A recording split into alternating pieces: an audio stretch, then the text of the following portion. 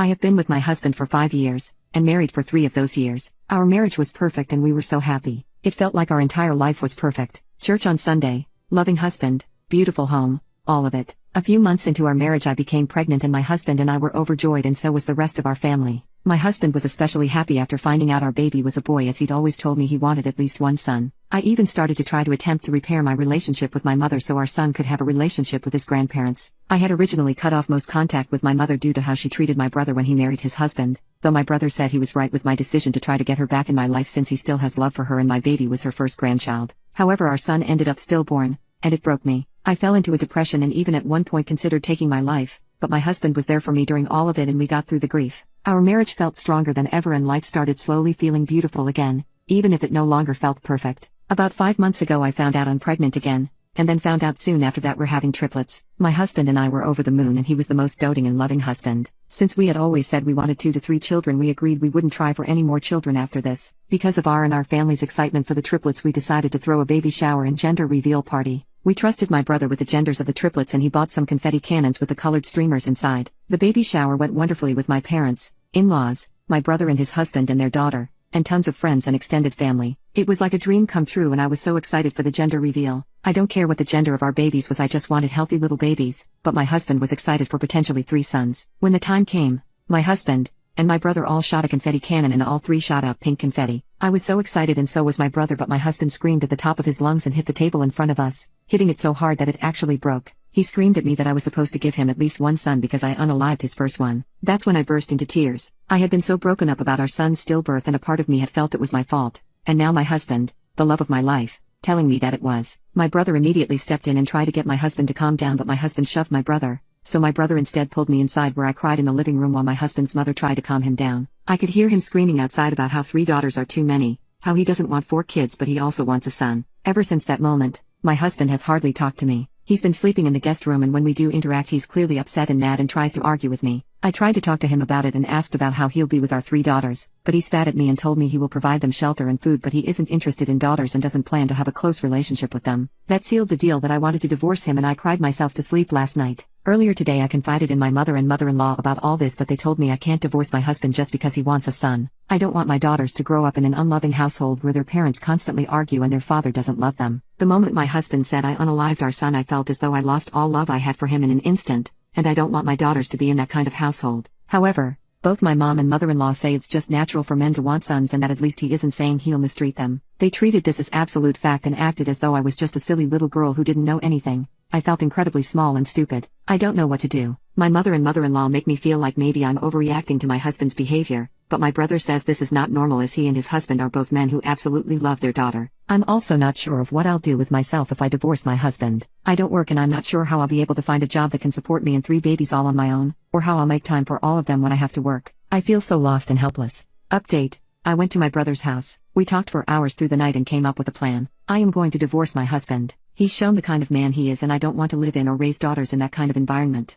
I'm going to move in with my brother and brother-in-law during all this. He and his husband have a nice, large house where I can have my own room and a nursery for the triplets. I originally worried that perhaps myself and 3 babies would be overwhelming or a burden to him and my brother-in-law, but they assured me they would love to have us here. I knew everything would be okay when my brother even offered to have a baby monitor put in their bedroom so he could help if more than one of the triplets woke up during the night. My brother-in-law has a nice, high-paying job and my brother works from home, so I will have a stable environment and my brother will help with his nieces. My own niece is excited for us to live with her. The current plan is I will live with my brother and brother-in-law for a while, and once my babies are old enough where I feel comfortable putting them in daycare, which my brother-in-law has offered to pay for, then I can try to find a job of my own where I can save up money and eventually move into a nice place of my own with my daughters. I'm so thankful for my brother and brother-in-law. They truly feel like angels. My brother and I will also have no contact with my mother. My brother and I discussed her behavior with us growing up, how she treated him when he came out and also got married, and how she treated me these past few days. We decided this was the best course of action as we've given her many chances to become more stable and kind, but she's always refused them, and we want our daughters to grow up in a loving family. When I knew my husband had left for church that morning, my brother-in-law,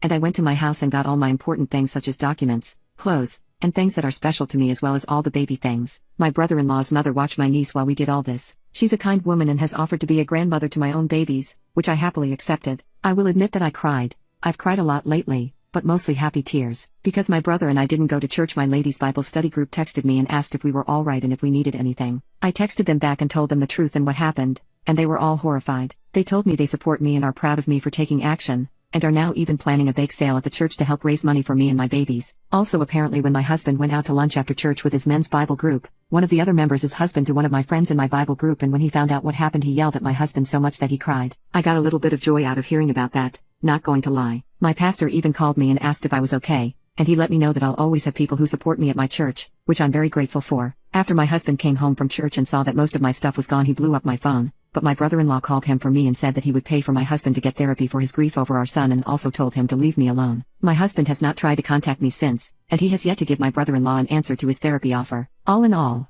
I'm so grateful for my brother and brother-in-law. I wouldn't be able to do any of this without them. I'm hopeful for the future, and while this isn't the kind of future I imagine myself or my babies, this is the best one I can currently give them. They say it takes a village, and my babies will have a village full of love and support. My toxic family is calling me a bad person for not attending the wedding of my ex-fiancé and cousin, 6 months after our engagement ended. Now, I want to cut them off. I was engaged to marry Travis, but a couple of weeks before the wedding was supposed to take place, he said that he didn't want to get married. I asked him if he was cheating and he said no. He told me that most of his friends were already marrying or starting families, so he thought it was time to settle down, but he had just realized that he didn't want to do it. Suffice it to say, the wedding was cancelled and that was the end of our relationship. It's been 3 months since that happened. Things haven't been exactly great, but I've managed. Well, some days ago, I received an invitation to the wedding of my cousin Taylor. Imagine my surprise when I read it and saw that my ex-fiancé was the groom. I had only seen them barely interact during family meetings. I hadn't noticed any clue that pointed to anything happening between the two of them all this time. Some info about my cousin. She's what some people would call a free spirit. She doesn't have a conventional job.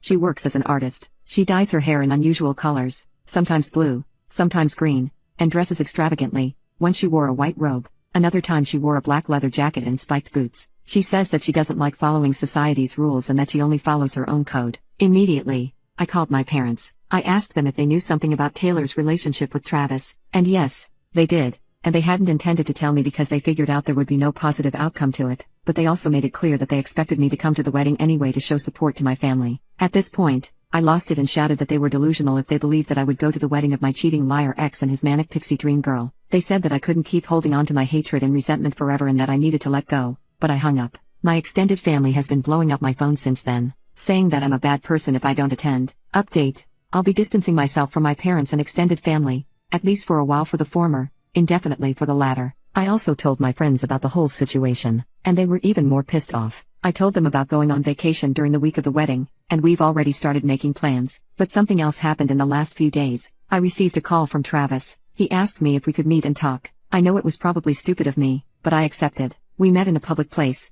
and I told him I wanted to know exactly what was going on between him and Taylor. This is what he told me. First, he made sure to emphasize that he had never cheated on me. Not sure if I believe him, but I let him talk. He told me that he too felt bad about our relationship's end, that on a night out he just happened to end up in the same place as my cousin. They started talking, and one thing led to another and he proceeded to have a middle-aged crisis with her. The only reason he's getting married to her is because she's pregnant, and he was afraid that she would just run away and he'd never get to meet his child. After that talk, we went our separate ways. He wished me good luck, and I said the same. As soon as I came back home, I blocked his number. So at the end of the day, I'm left with more questions than answers. But with Tevz, that's no longer my problem.